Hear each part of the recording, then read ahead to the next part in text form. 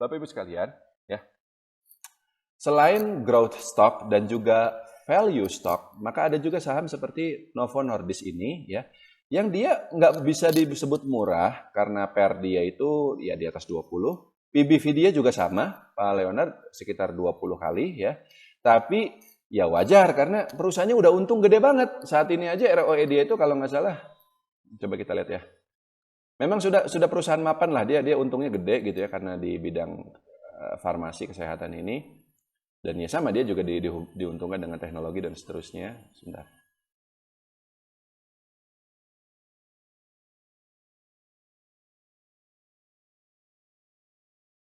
Nah, ini ROE-nya dia itu mencapai 88%. Ini mah wonderful company. Ini kesukaannya Warren Buffett ini. Kalau misalnya dia turun ke level harga tertentu, mungkin dia akan masuk itu.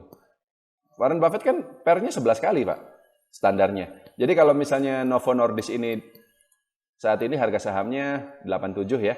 Kalau dan PER-nya dia 20 forward-nya ya 23 kali.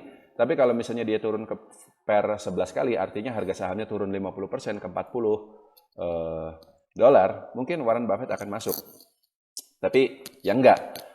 Dia mahal enggak, tapi dibilang murah juga tidak.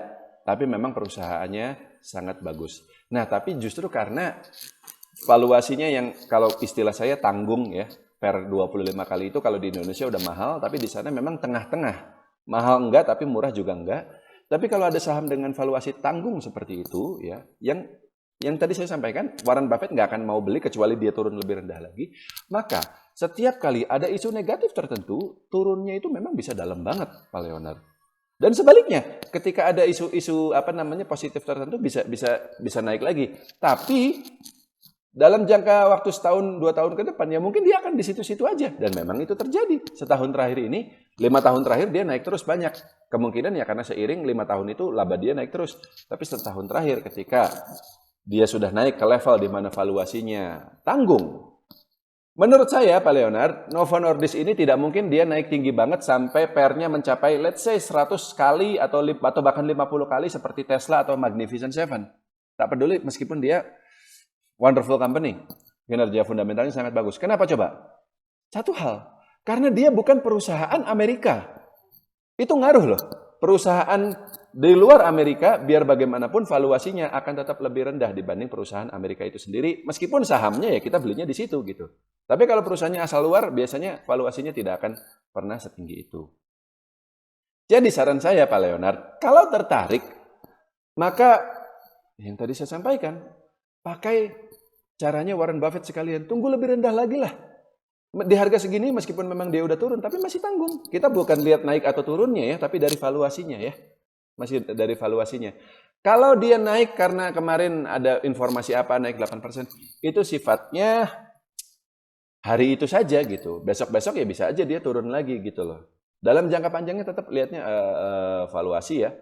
Malah kan kalau sentimen-sentimen positif atau negatif dari peluncuran obat dan seterusnya itu kan silih berganti. Hari ini negatif, besok positif, tapi hari ini positif, besok bisa negatif. Tapi yang pasti adalah valuasinya masih belum cukup murah, artinya setiap sentimen positif hanya akan menaikkan sahamnya sedikit saja, tapi setiap muncul sentimen negatif akan bikin sahamnya jeblok signifikan. Jadi, coba kita lihat.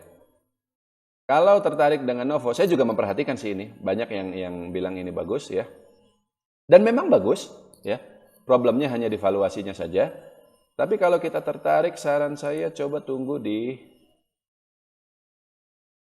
Bentar, ini mana sih?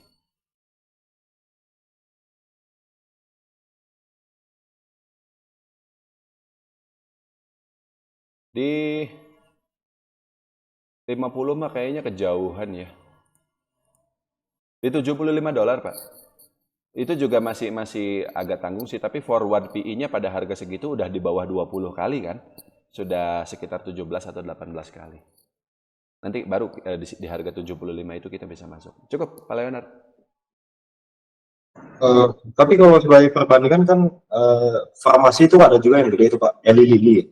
Betul. PE-nya kan dia malah lebih tinggi lagi Pak daripada Novo Nordisk. Padahal Novo Nordisk itu lebih gede.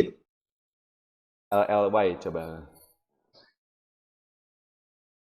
Kita lihat dulu fundamentalnya LLY ini apakah memang lebih bagus. Biasanya kalau valuasinya lebih tinggi ya ROE-nya lebih bagus juga sih Pak.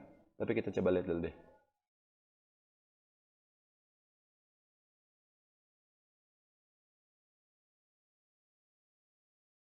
Nah, ini ROE ada nggak ya? Oh sama ya, 65%. Malah dalam hal ini Novo justru lebih bagus. Betul Pak. Kalau misalnya pembandingnya LI ya, yang juga sama-sama di farmasi, Novo ini kelihatan masih murah. Cuman begini, ada cumannya ya. Saya nggak tahu nih, karena ini dua-duanya perusahaan luar. LI juga kalau nggak salah dari Eropa ya, atau Amerika. Bentar kita cek dulu. LI ini dari mana ini? Kita lihat. Oh, dia di Amerika Serikat. Nggak bisa dibandingkan, Pak. Tadi yang saya sampaikan, perusahaan di luar Amerika Serikat, entah itu di Denmark, entah itu di China, dimanapun, valuasinya biar bagaimanapun tidak akan sama mahalnya dengan perusahaan di bidang yang sama, dengan fundamental yang sama, tapi berkantor pusat di Amerika Serikat. LI ini di Amerika Serikat, Novo itu di Denmark. Jadi valuasinya nggak akan sama gitu loh. Jadi nggak bisa dibandingin. Cukup Pak Leonard?